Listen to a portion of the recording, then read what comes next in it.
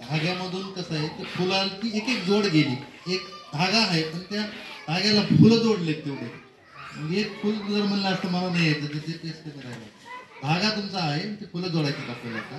निश्चितच फुलं जोडताना गावामध्ये भौतिक सुविधा दिवसेंदिवस आपल्याला पुढे करतात. कधी होते गावाचं लक्ष व्हिडिओचं कधी जातंय, आपण काम करतो. आता पंचायत समिती स्वच्छते बघायची कर्मचारी आहे, आपण काय हा प्रशासकीय कार्यक्रम ठेवलाच नाही. आपण नवसाहेबाचं केलं, त्यांना माहीत झालं व्हॉट्सअपवर केलं ते त्यांचं लक्ष जातं, जिल्ह्यावर लक्ष जातं, राज्यावर लक्ष जातं. आपल्याकडे तो ऑटोमॅटिक भौतिक दृष्टिकोनातून ज्या सुविधा करायच्या त्याच्यासाठी निधी उपलब्ध होतो. ही राजस्थानला सांगितलेली कल्पना खरंच खूप सुंदर या ठिकाणी सभामंडप होऊ शकते. या बाबतीत सगळ्या गावाचं मत असेल तर याला याच वर्षी आपण प्रस्तावित करून या वर्षीच ह्या सभामंडपासाठी राहिला. दुसरा छत्रपती शिवाजी महाराजांच्या पुतळ्याचा तर मी ग्रामसेवक मॅडम सोबत चर्चा करताना विचारला आपल्याला त्याला ग्रामसभेमध्ये ठराव येऊन त्याला आपलं छत्रपती शिवाजी महाराज चौक आपण त्याचं नामांतर करू शकतो. त्याला आवश्यक तेवढा लागला थोडा जास्त निधी पण उपलब्ध करू शकतो. आणि त्याला लागणारा पुतळ्याचं नियोजन आहे.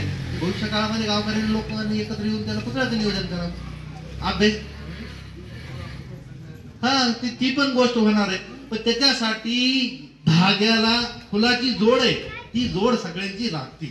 धागा एकच शब्द सरळ फिरला तर ती धाग्याची जोड फुलं येतं. ते फुलं मात्र कायमस्वरूपी टिकून राहिले. धागा कुठपर्यंत जाणार आहे, त्याला सोबत फुलंच आले नाही तर एक धागा आपला बाजूला बसून राहील त्या धाग्याला.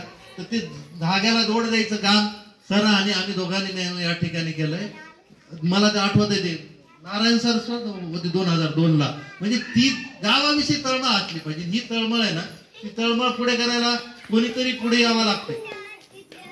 दुसऱ्याच्या घरात छत्रपती शिवाजी महाराज जन्मले पाहिजे ही कल्पना नाही जमत. मग हे अभियान यानंतर आपल्याला काय मिळतं, आपल्याकडे स्वच्छतेचं फारसं काही करायची गरज पडत नाही.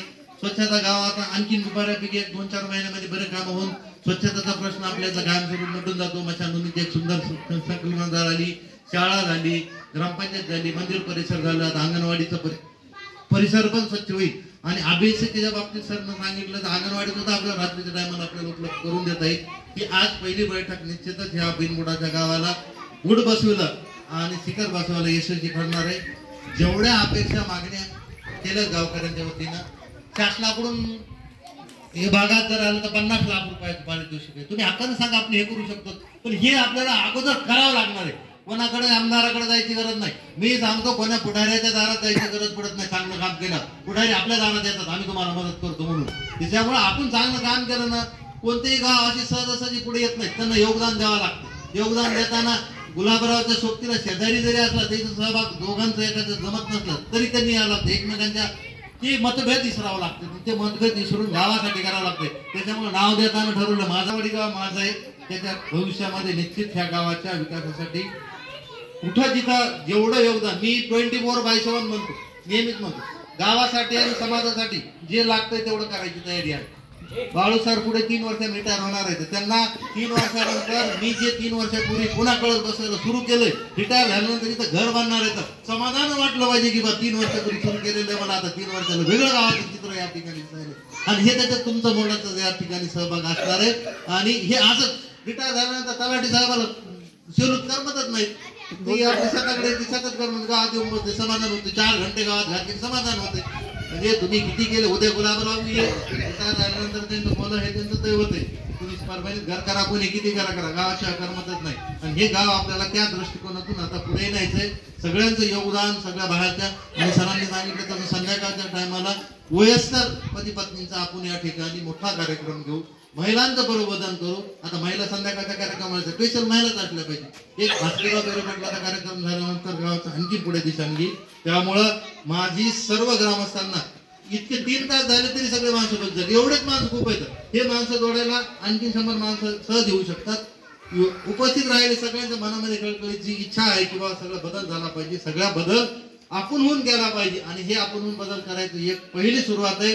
आणि निश्चितच ही सुरुवात येत्या वर्षभरामध्ये कोलावडी एक वेगळ्या वळणावर गेलेला आपल्याला या ठिकाणी पाहायला मिळत.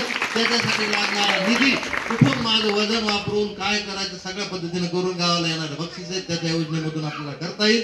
आणि या ठिकाणी सर्वांनी वेळ दिला, या ठिकाणी सर्व उपस्थित राहिले. निश्चितच सर्व या ठिकाणी ग्रामस्थांचे फक्त आता थोडीशी संधी एक महिला आल्या नाहीत. आज पहिलाच सुरुवात आहे, पहिली सुरुवातच एवढी मोठी आहे की ती सुरुवात महिलांची दुसऱ्या मीटिंग मध्ये आपल्याला भरून निघेल. संध्याकाळच्या कार्यक्रमावरती होईल. लक्ष्मण तात्यासारख्या माणसाला सुद्धा वाटलं किंवा मी काहीतरी याचं बोललो पाहिजे, 4 लोकांपर्यंत गेलं तर त्याचं आम्हाला पाहिजे होईल. सगळे वयस्कर 4 माणसं त्या अभ्यासिकेच्या निमित्तानं पुढे आले. 3 तास मोबाईल बंद अभ्यासिकेच्या काळामध्ये. हे एक धोरण ठेवा. आणि बाळू सर, तुम्ही तुमच्यामध्ये इतकं पोटेन्शियल, मी सांगतो तुम्हाला, मी 24 तास देतो तसं तुम्ही 24 तास देतात. अर्धा वेळ कोलवाडीसाठी द्या, अर्धा वेळ हिरवळसाठी द्या.